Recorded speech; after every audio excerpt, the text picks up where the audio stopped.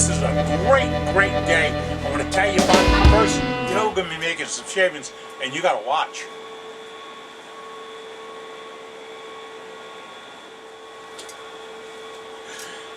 Did you ever have one of those days where you know when you got out of bed this morning? Oh, I lost an ink pen. That's not what you know. But you got out of bed this morning that there's going to be too much to do today. I had a couple of weeks where that didn't happen to me. But hey, we're around that corner and heading downhill. Alright, as soon as I dialed the phone, as soon as I turned on the computer, I thought, well, you know what? I haven't heard from Ronnie today. He hasn't checked in with me. Because we touch base. We're good wood turning buddies. We talk the world over. As soon as I pushed that button, the phone rang. It was Ronnie checking on me to see how we make it out. So we're doing good. We're in the shop, we're playing around, but I got busy this morning. Business calls. I mean, I talked to people. Talked to one lady for 55 minutes this morning about different things in shop and chucks and chuckies and tailstocks and centers and all that stuff. Another guy had me on there for about a half an hour talking about CA glue finish I put on the bottom of a platter. He did it. His whole family told him it was a bad move until he served entrees on it the other day and they thought it was beautiful, gorgeous, love it. Then they washed it and put it up back on the show for show. Yeah, funny how things work out, isn't it? Yep. But hey, it's been one of those days. This morning I got the mail. We get the mail almost every day. Almost. And in the mail today, I had pens from wood turners in the Freedom Pen Challenge. Now, a couple of days ago, I got this one, and I can't say the guy's name because I'll probably mess it up, but it's made out of deer antler and some bullets. And it's really, really nicely done. I mean, he drilled the round to put the bullet. This is really done nice. But I thought, yeah, I had these guys say, tell everybody else put the tools away, they don't have a chance. Guess what? The guy that said that, you ain't got a chance, buddy. Who was that? That was Roger. Ralph Rogers, I believe. Sent me that. See, you ain't got a chance now, Ralph. Look at this. Black and silver. We support our troops. The gun. My wife, the management, saw this and she said, things have like a gun on it, you know? And I said, yeah, that's the barrel bolt. We made hundreds of those at one time. Oh, really? Yeah. At least you know who's watching what. Well, we got these in this morning. This came from, I want to get the name right because I got it here, 10 Finger Turners. He's not a friend of that non-finger turner guy. This is 10 Finger Turners. I thought his name was on this thing. But don't worry about it. I got it logged in. Put in the thing. He sent me some pens. Sent me some really, really nice stuff. Now, if you wonder what we're talking about, don't wonder. Get involved. And I got another one here. I'm getting boxes. I had a little shoebox to put this stuff in, and I needed a hope chest. This is one he did with some acrylics or some plastics. Man, I tell you, this thing's got color jumping off of it, gun barrel, bullet tip. Oh, this is really quality work. This is a sample, or an example, of what we're getting for Freedom Pens. Now, I got one more here. This came from David Edwards out of Commerce Township, Michigan. Yeah, this one done with really nice kit. Fluid, man, it really moves. Beautiful stuff. You can't see them up close, but I'll get some pictures done so you can see them up close. But all of these are entries in our ink pen challenge. Now, when all my deals about the challenge, either in that corner, and I never can get this right. It's either here or here. The little thing says pen challenge. Here or here. Right? Is up there and there.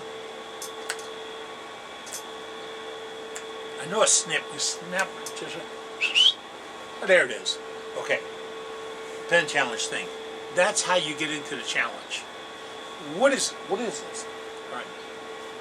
Years and years and years ago, history lesson.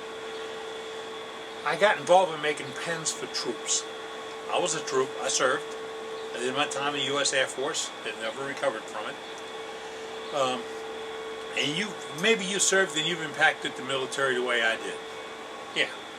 But it impacted you the way it impacted me. It changes us. We have men and women out there serving today, doing what's necessary, when it's necessary, however they have to protect our freedom. However they have to. And I got involved in this thing where we send them pens. And we were making slimline pen kits. And I was buying them through Sarge Joe Kelly for like $1.30 for the kit. Putting the blanks on them, send them and ship them to Joe. And Joe would get them sent to somebody to give them out to the troops. And that was part of Freedom Pens. So I only use the term Freedom Pens. Alright? But this is not for Freedom Pens. This is for our troops. This is a thank you for what they're doing. Now here's my commitment to this. I'm getting all these pens in.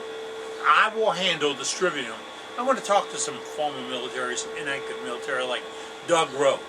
Doug's a wood turner. Well, he calls it wood turning. Okay. But Doug, military background. He'll have the contacts. I want the contacts to get where I can find a member of the ministry or a deacon or somebody else that's in a group that I can send these pens to, and they can put them in the right hands. They're not for the officers. They're not for the commanders. I respect them. They're there. They're there for all the troops. All of them. Everybody gets one. What do you get? You get into a contest where I'm still collecting prizes. Now, a guy a while back gave us, and boy, I really wish I had this card out here, the rings that you use when you do a vase or a urn, or, and I got his card out here someplace, but he makes these rings that he's giving me a bunch of rings. The people with the paste for waxing and polishing, and they give me the paste. Vince Welch, give me sandpaper. Ruth Niles, giving me bottle stopper parts. I mean, I got all these people giving me stuff. Not for me. I am not deserving of it.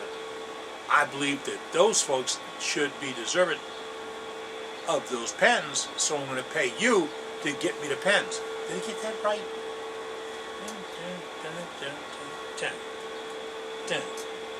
Yeah. You turn the pens, I'll give them away, and you qualify for a great prize. How's that? All right? We're going to do it. And we're going to do this. I need to have the pens postmarked by midnight Labor Day. That's just a deal, okay? And I'll be glad to talk to you about it. If you want me, help me. Phone number's always right here. Wherever it, get the little block. There it is. Phone number goes right there. You can always call me and chat with me. You can email me, you can text me. But you know what? You don't know those other branches and websites and all that. I'm all like you. We ain't going to get it, okay? Send me an email and give me a phone call. Oh, and hey, if I didn't tell you, and I probably didn't, I'm trying to think of what we're going to do today. I got a project I want to work on in a few minutes. But SWAT is coming up. SWAT. It's not with Jamar Moore and the guys with the guns and all that. This is guys with real weaponry. Talking gouges and skews and chucks and all that other stuff. It is Southwest Association of Turners. My opinion, this is an inside opinion, okay? My opinion, the finest wood turning symposium in the world. Try to outdo me. Come up with one that's better. You can't. How about 30 clubs get together and put all their resources in one pile, and you get to go see it? The list of the demonstrators are out. The list of the vendors are out there. What you got? I can probably tell you what's going to be on the menu. Well, I can't tell you what's on the menu right now. That's the phone. Oh no, I want to save money on my car insurance later. Do you get these? You get those phone calls too? You do know that we can never make that go away. You do understand that. Yeah. Because in order to make that go away, you have to pass a law. guess what the people who write the laws and do our laws, and our legislators, guess what they use to contact you about electing them? Yeah. Yeah, so get used to it. It's going to be forever and ever and ever. So they call all day long. Hey, I'm afraid I'm missing some big stuff, but I'm going to live with it. I'm going to get a project out. We're going to do a thing. I'm going to do a little kit for opening a beer bottle. But I got to go get the beer bottle first. Okay? So I'm going to get the beer bottle. Don't move. And I mean it. Don't move. Coming right back. Did you move? Okay. Hey, look, I want to get into turning a few things and making some knickknacks and all, but show you some technique. I spent a long time on the phone a few minutes ago with a guy about OB Shine Juice. Hey, Eddie, I like OB Shine Juice, but mine goes, I got the hiccups again. Mine goes dull. Well, there's a difference between a finish that's a finish and a finish that's not. Okay, OB Shine Juice is a great build-up product. And you might be totally amazed when you put it on something. You put it on there and you rub it in, and it's 1 part of boiled linseed oil, 1 part of clear shellac, 1 part of denatured alcohol, all blended together, equal, okay? And then you put it on and you work it in. And what it does is build up a coat of the shellac on the piece. Now, you get done, it looks really nice. You wipe it with a towel, and oh, look how that thing's like glass. It is. It's remarkable. But then it starts to get blotches or holidays in it. What's causing that? You'll never guess. It's air. Yep. Air. Made it like that. It's nature. Hey, what can you do about it? The OB Shine Juice is great for an undercoat. Alright, we're talking finishes. Finishes. Complete. So you put the OB Shine Juice on, and then you rub it out with a paper towel, no rags to the lathe. No lathe. Alright, got that? Alright. And then you rub it out, and then when you get all done, it looks like a diamond, you spray with clear lacquer. You can get it from Ace Hardware store. Get this, you can buy it at Lowe's even. Yeah, just clear lacquer. That'll protect it from the skin, the oil, and the air. Yeah, give that a try. Now, we're talking about some bottles. I'm talking about some bottle stoppers here. And a lady talked to me this morning. She says, how do you decide on shapes and designs? I don't. I go to Ruth Niles. See that website right there? That's Ruth Niles. Stainless steel Niles bottle stoppers. And even the address is up here. It says NilesBottlestoppers.com. And then look, she puts up a gallery that the guys send her of things that people do. Adam Holloway did a double duty bottle, can opener, a can lifter. Well, we're going to do a can lifter today. I'm told that's what this is. By helping you. You had your wife bitch itch because she's got to get a spoon to raise the can on a. Alright, now she can get this gizmo. You keep it on the counter. Make it nice, and she'll leave it on the counter. But you can do a cap opener. Let's see, can I get in on this and show you a little closer? Yeah. Well, we can do that. See that? That's all off of Ruth's website. Now, there aren't a lot of people out there in retail business that'll put a gallery up. Mainly because she's a family business. But she, like Steve Pritchard out of Georgia, did a whole set of them with laminated woods. Man, that is cool. And guess what? We buy this stuff like it's junk. Alex McNash did one. Oh, I wish I could load this up and show you. Figured I couldn't do it today. Corkscrew. Offset corkscrew. That's difficult, Alex. Really difficult. Beauty here can do it. Yep. My beauty here can do it. Do it with a router, but we can do it. But I'll look through here and get the ideas.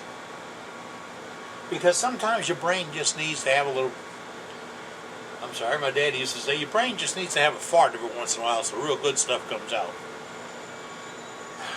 And he was right. So I look at these photographs and I see these things where they've added corian and plastic and acrylics and copper and aluminum and coins and doubloons and it goes on and on and on. So if you're thinking about doing something that's unique, I'm not telling you copy the stuff. Copying is a terrible thing to do.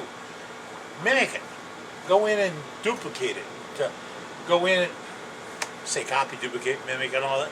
No, get an idea from it and go to it. So we're going to do that today.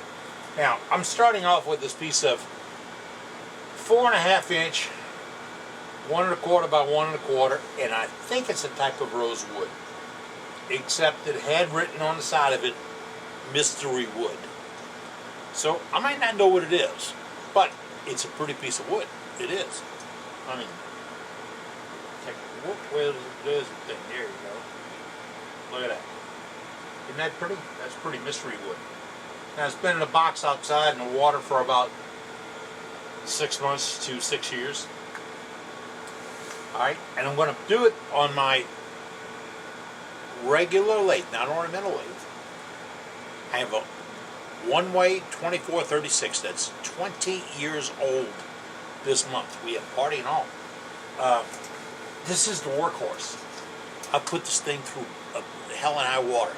But then I call the people at One Way and say, hey, I want to do this or do this or do this. They tell me how, what, get me the parts, reasonably cheap.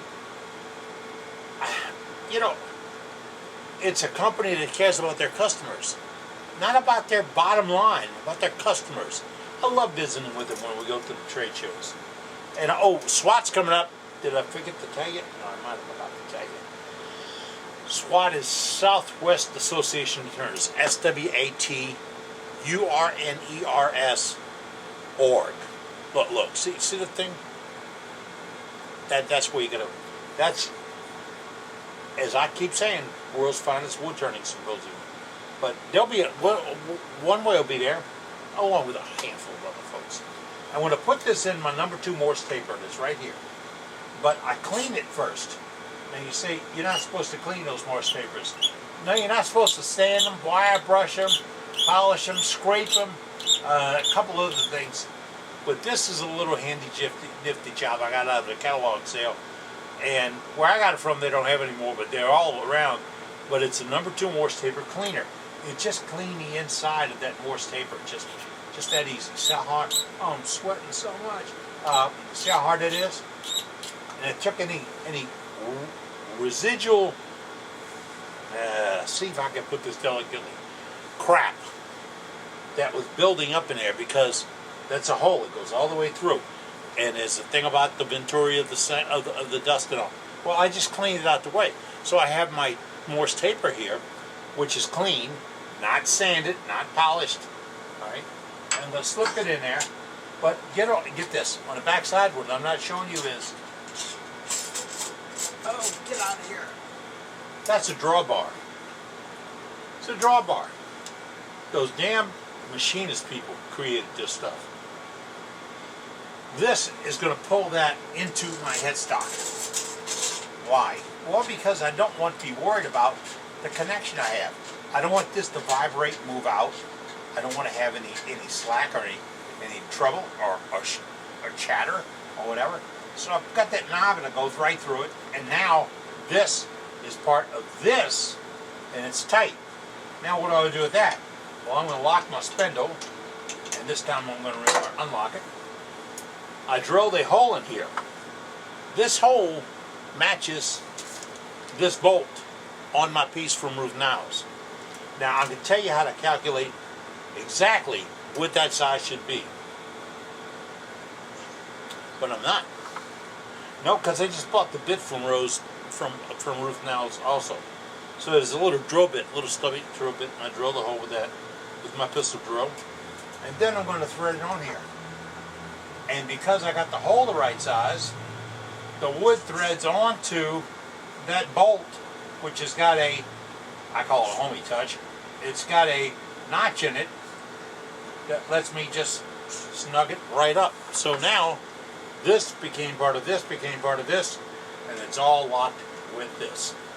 You see what I did?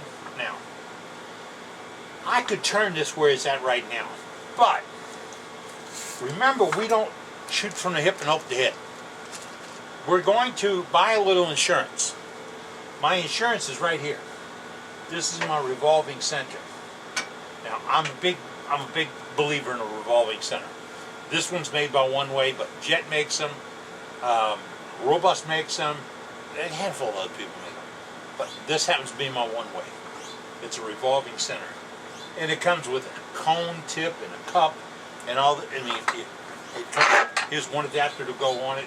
If I want to hold a ball or an orb or the end of the leg, it'll go the other way. I have a little cone that it goes with to just beef it up a little bit. It's a remarkable thing, and I just made a jig the other day to show you how to turn some Freedom pins. But to buy insurance, why? Because I don't want this piece of wood to be impacted any way whatsoever beyond what I want it to do. So when I'm turning this handle, I want to have control of the situation. And I'm going to start off by knocking off the corners with the roughing gouge. And I like to do that because it's one of my favorite tools. And it's not so rough that it's roughing gouge. And then I'm going to true up the end a little bit where it fits onto the cord. Well, stick with me, all right? You with me? Stick around.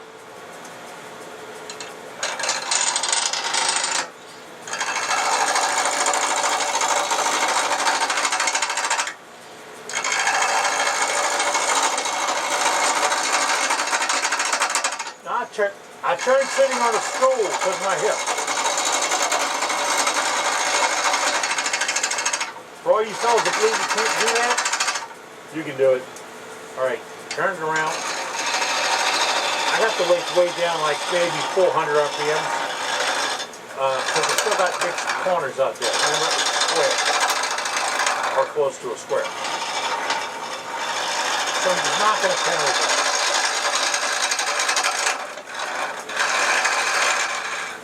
How many RPMs? About that many. Count them. Look, I'll put a mark there. Now, it's almost round. Here. Almost.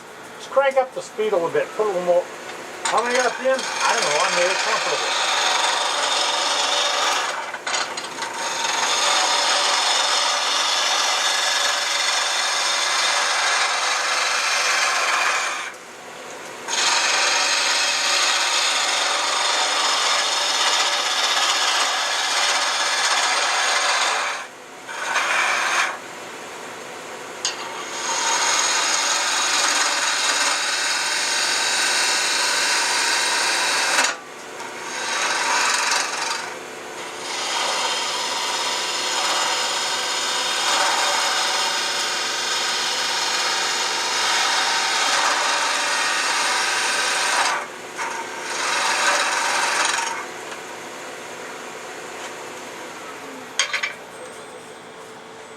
On purpose. Do you see the blue glint from right here? See it, the reflection? All right. That's a roughing gouge. That's a, what is a big into 3/4. It's made by D-Way Tools. And this is for roughing the outside of work. But look, mine doesn't look like yours. The points are not straight out. I've rolled them back a little bit. I got an Ellie Avacera. It was going to be a SWAT this year. Showed me how to do that, and he said you get better control and better use of it. You really do. Did the guy know what he's talking about? Yeah, he was a professional wood turner. Was he a salesman? Not much, but he was a professional wood turner. Taught me that. Now, I've got this knocked down. What I want to do next, back the head, the tailstock off a little bit, and take about a turn or two off the pressure over here. Why? I want a little breathing room over here because now I want to pass my, whoop, wrong tool. I want to pass my parting tool down here and clean it up because I want where it makes contact to be nice and flush. Where did I find that tool? The thing was, I was looking for a D-Way tool with this handle on it, but I'd gotten some from Dave, and I made my own handles on it because I like the feel of it. But this is a parting tool. It's thinner on the top edge than it is on the bottom edge, but just a millimeter. Yeah. And I've touched it up with the diamond stone to sharpen up. Now I use these cheap diamond stones from Harbor Freight. Somebody the other day said, well, you really don't get a great sharpening from it. No, I get a good touch up from it. But I'm not doing surgery, I'm doing wood turning. So I can touch this up more often. If I was real particular about it, I might get a better quality diamond stone to do it. Right? But this is going to clean up this corner, this side right here. Shield's up. And don't forget the shield.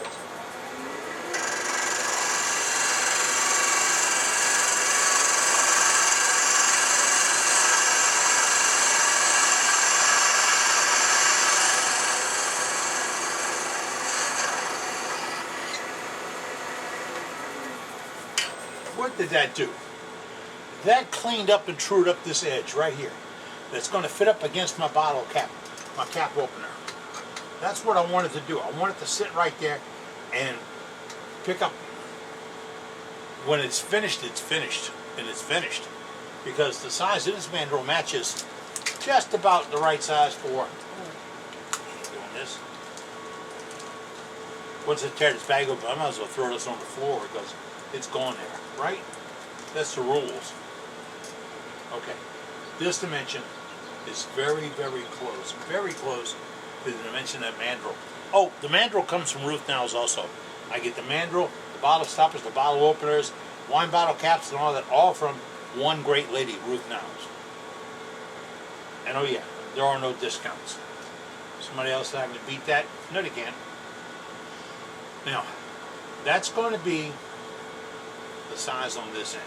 It's going to be the mandrel size. Alright? Then I want to make it to where it's a grabbable piece so I can open a can. You don't need a lot of leverage. You just don't want it to be a little bitty thing, be tiny with your fingers. I got big fingers. Alright? So I'm going to knock this down, dress it up, put a little slope to it, put a little shape in it, and then we're going to be ready to make it gorgeous.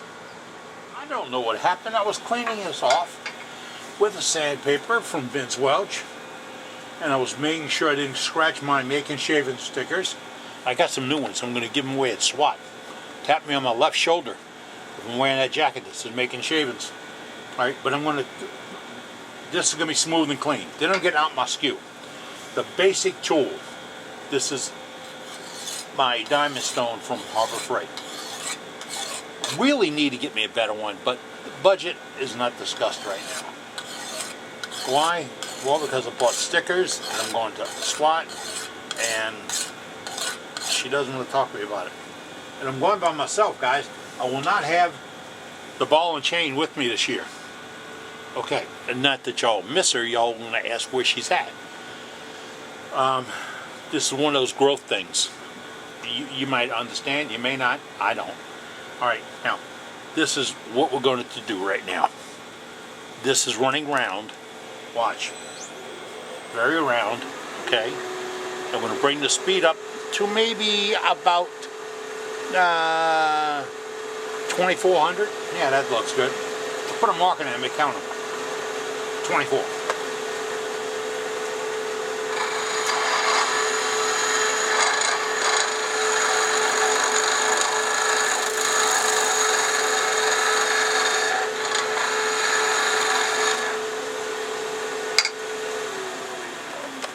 I'm talking to you, and I don't have the tool rest at the right height. What's the right height? The one that works best for me. There's no elevation here and here and here. The elevation is here and here and here. What I'm coming across comfortable with is where I want to have this cutter cutting above the center, slightly above the center, I like it, my preference. And I want to be able to do some slicing cuts with it. Shields up, always.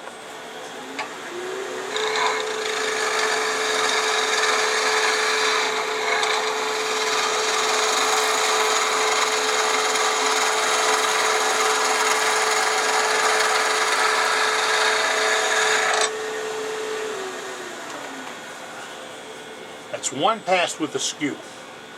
You see it? Some of the reflectors is going to be, I got some marks on this end, but I'm slicing this wood off. I'm going to harp on this forever and a day. If I would take this tool and flip it around like it's a scraper, like carbide tools, got to put my shield down.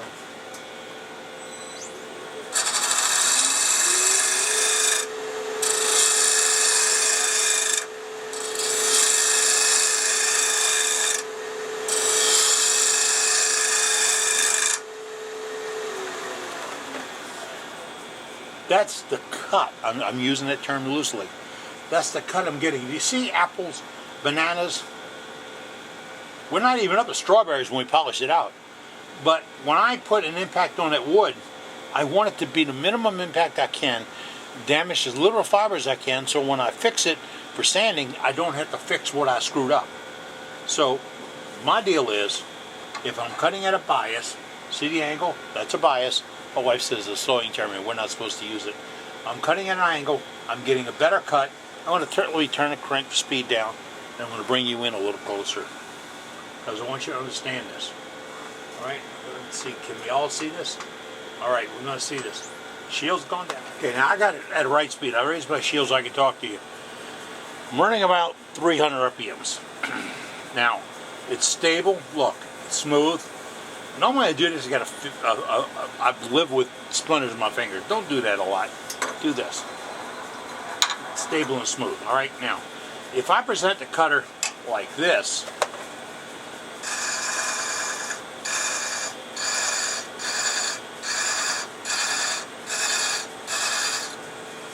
look what I'm getting off. Now, let's change it. Nothing else changes.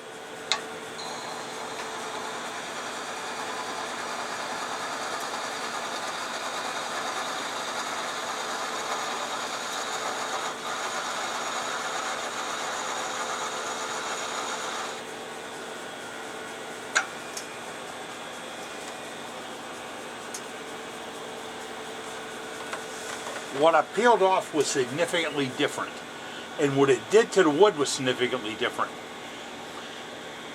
I am slicing off the wood. Boy, you have to think about how the tool cuts. Take it there. In the past 10 years, we've probably sold more cutters here at Big Eye Productions, carbide cutters, than all the other ones combined. Probably. The manufacturer tells me that. We all get stuff from the same shops. Okay. But guys write and call me and they say, hey Eddie, I want a negative rake scraper, so when I cut this stuff with those new negative rake scrapers, I get this action and that action. Well, let me show you my negative rake scraper. Oh, damn it, I've lost it. So what do I do now? Oh, that'll work. Wait, but that's not a negative rake scraper. Oh yeah, it is. Works exactly the same. Works exactly the same. A negative rake scraper just changes the angle of approach for the material in a wood. But here's the real part about it. If you go in with a negative rake scraper, you're still plowing away. But if you take that scraper and you roll it up on that shoulder, we're talking carbide tools here, boys and girls. Roll it up on that shoulder and make a pass, you'll accomplish the same thing. Curly cues and sweeter cutting. That's what I'm after.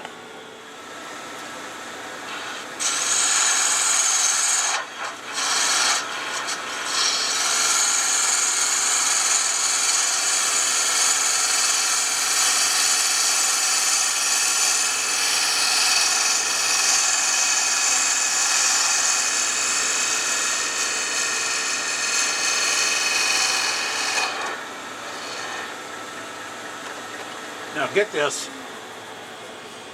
3/8" deep fluted bowl gouge from G-Way Tools. Alright, I put a little swoop down in here. Now I know I can't go too deep, and I don't want to mess up this edge a little bit, but I want to have a little feel to it. So I'll put a little swoop and I'm going to bubble back up to the top and then take it off. I'm between centers. I have the ultimate control of the piece. I can do what I want and finish it, but look at the finish. Can you look at the finish? Look at the finish coming up on this thing. Now it's cut with a blade. You see that? It's cut. As Mark Slay calls it, wood slicing. The reason this is my favorite tool in the shop, the versatility of it. Get up on one leg, I'm going to slide down this wall.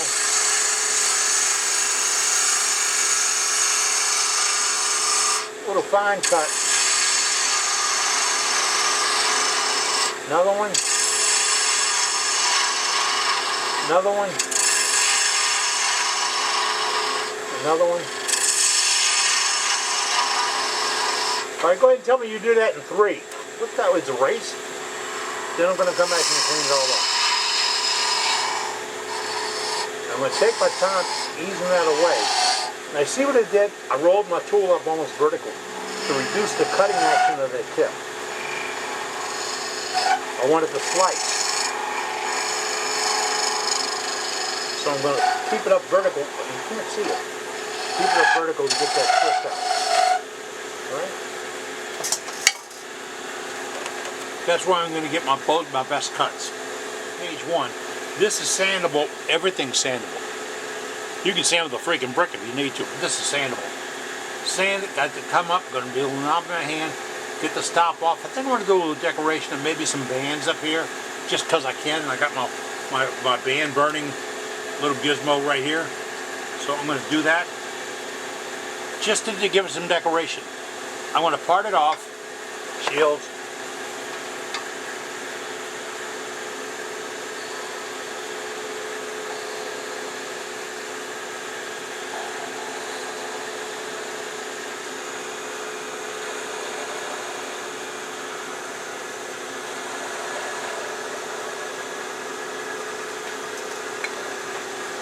I took my time doing that because I don't want this to tear that out. See it? It didn't tear out. I'm back off my tailstock. Take this out of the way. I don't throw this away. This pretty little piece of wood, I'll make a finial or something out of it. Or a cap or a plug. But that's my piece. That's where I want to be now. I'm going to clean this up using, let's do a 3/8 bowl gouge. Okay, and then we'll roll around this corner a little bit and clean this up. Then we'll put some marks in it on. Stand learn which button turns on and off what. Okay, back to it. Vertical flute.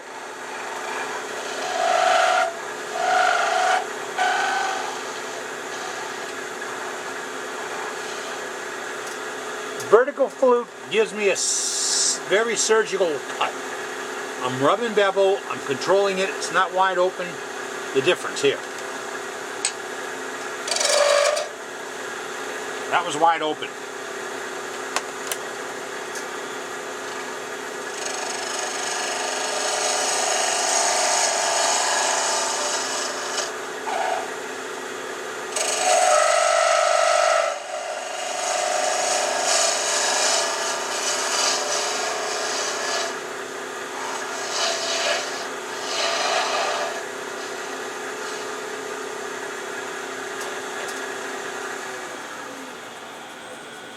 That was a good cut, but take a look at it, because I had a little vibration. I want to see if I got any rips or tears in there I need to get out. All right.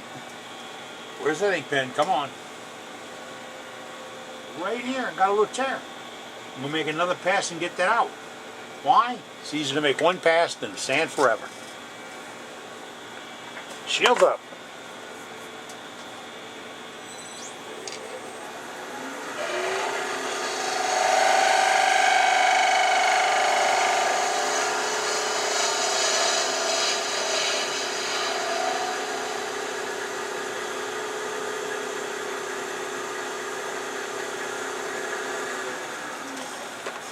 And cut your wood away. Don't break it off. Cut it away. Now, that doesn't have a flaw on it. Well, except my hand. Now, I'm going to clean this up a little bit. And, well, I tell you what. Let's put the grooves in and put the wire burning in. I'm with you. All right.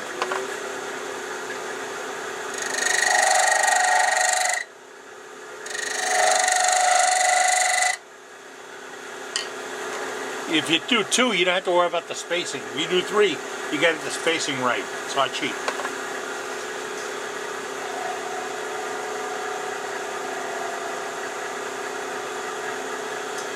You can't see the smoke like that, huh?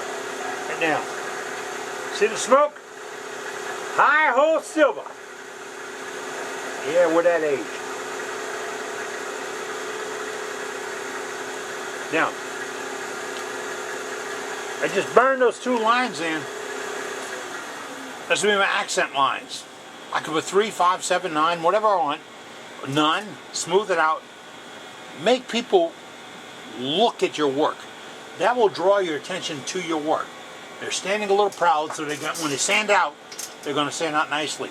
Now, for all intents and purposes, I can take my tool rest out the way. This lifter is ready to be sanded out. Yeah, but we start at 120. Okay, Bob, because you said that, why am I going to 120? I want this piece to have great reflectance. It's a good hardwood. It's going to have some toyance, which is the cat's eye reflectability. And I want it to be uniform. So I want to sand everything, including that fine little tip up there, to the same degree. I'm going to clean up all of it, just like I want it. And I started at 120 because it's a good base number.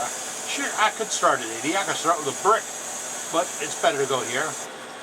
Got this down, and now what I ended up with here is a piece that's 120 grit. Everything is at that grit. Everything. I want to go through the steps and bring it up to maybe 320. Okay? Stand by. You don't have to watch me sand. It's okay. I'm through 220 now. I did 150 and 180 because the sanding was there. I got my paper from Vince Welch at Vince's Wood and Wonders.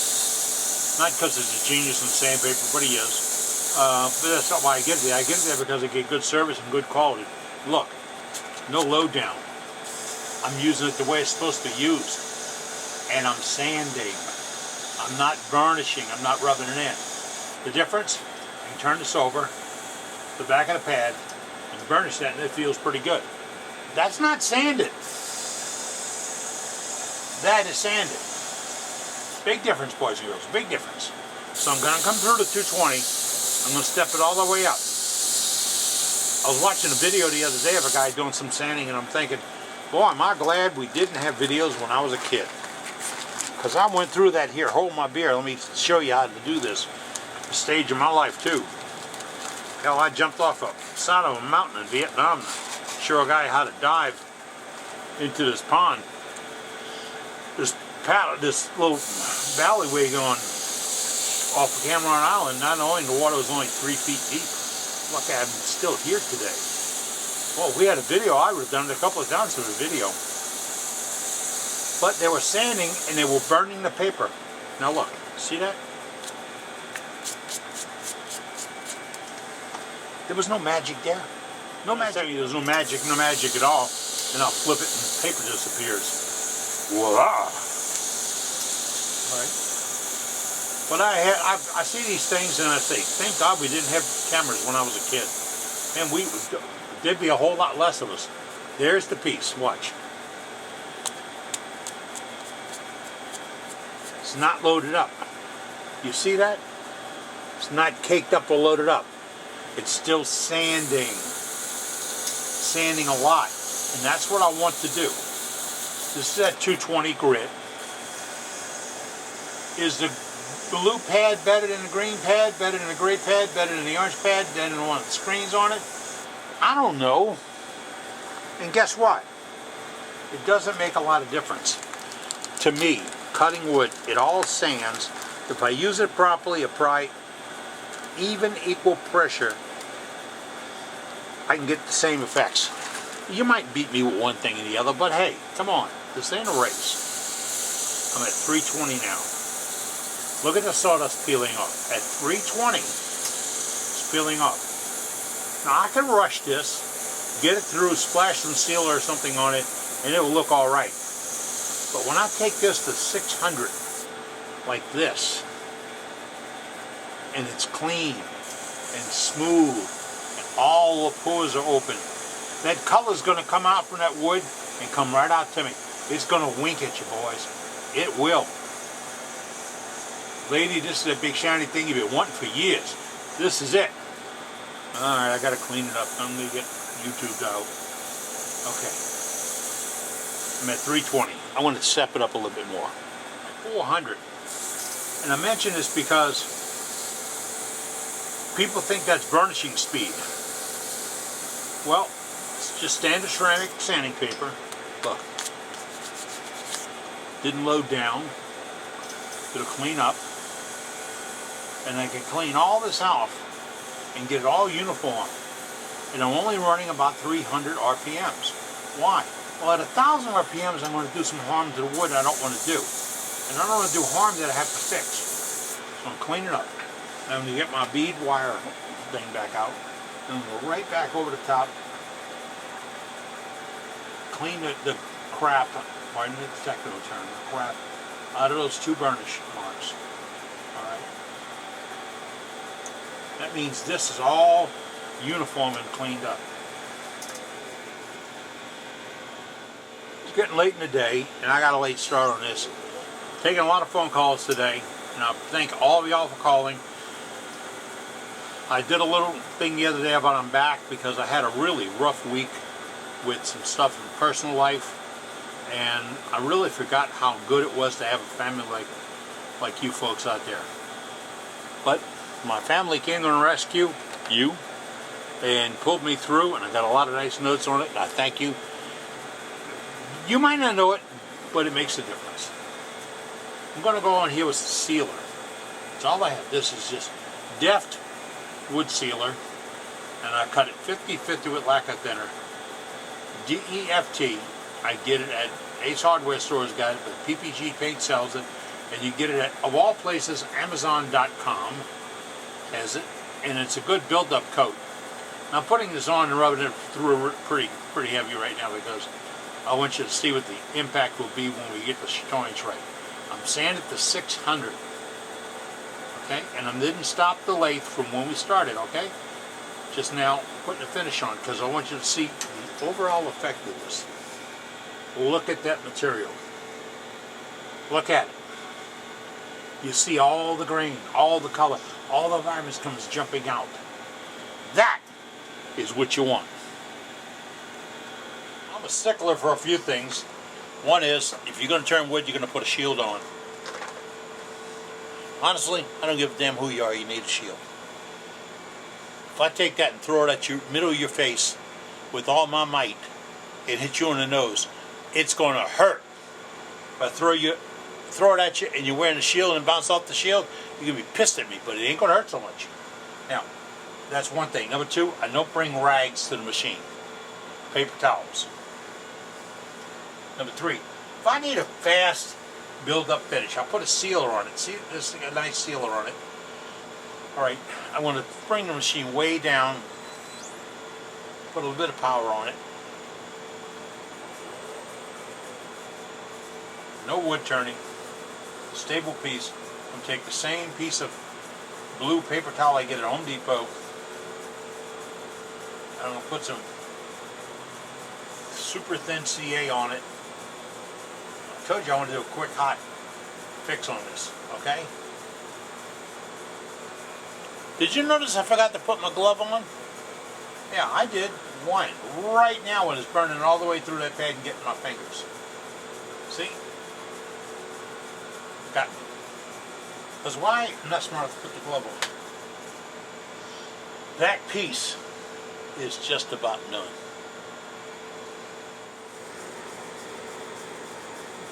You do know I cheat sometimes. Of course you do. We all do. It's like that $2 10.9 gas at the gas pump. Who the hell has that 0.9? Really, just a sign guy made a ton of money on that stuff. Just now, I buffed this off with my Scotch-Brite pads.